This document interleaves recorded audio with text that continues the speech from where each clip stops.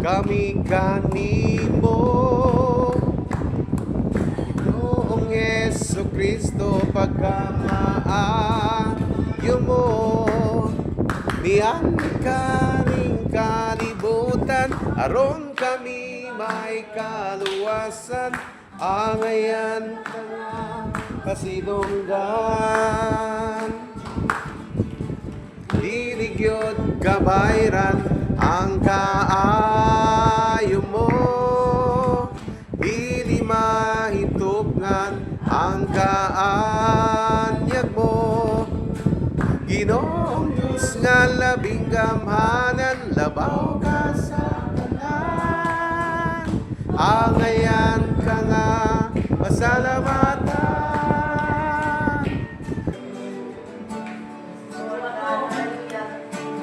Ikaw, O Diyos, ang malinaw sa kasing ko.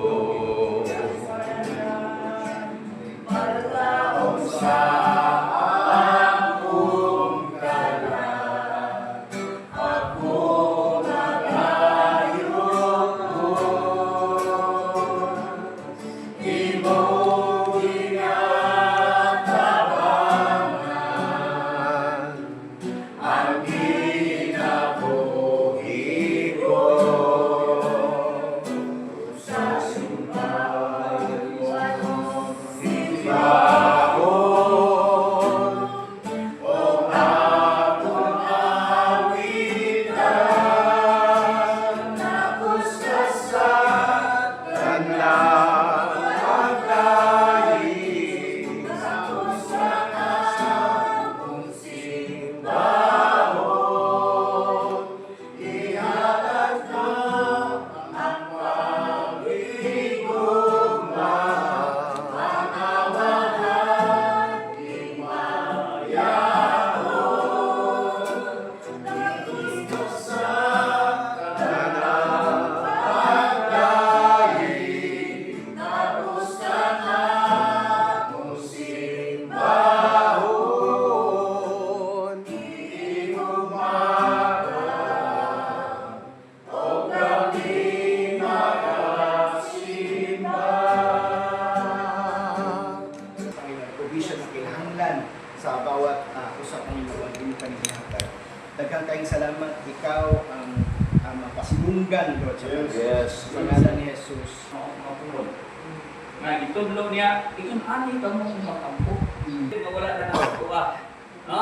Ang atua din na nga igot ang mutuman, kay kita gigamhan sa Dios, dili kita hari sa pagkalingon kundi si Kristo na. Una tumanon ang imong pabuot. Mo kita mga pastor nga ato nang desire tumanon ang pabuot sa Dios.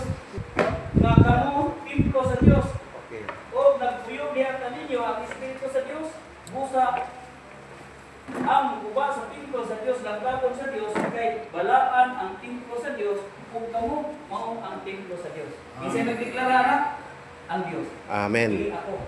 Una, kinahanglan nato lang sa riwaon kanunay sa tumuna-una, haron nga kining Dios na atong nagpili ka nato, nagtawag ka nato, makatuman kita sa atong Kristo.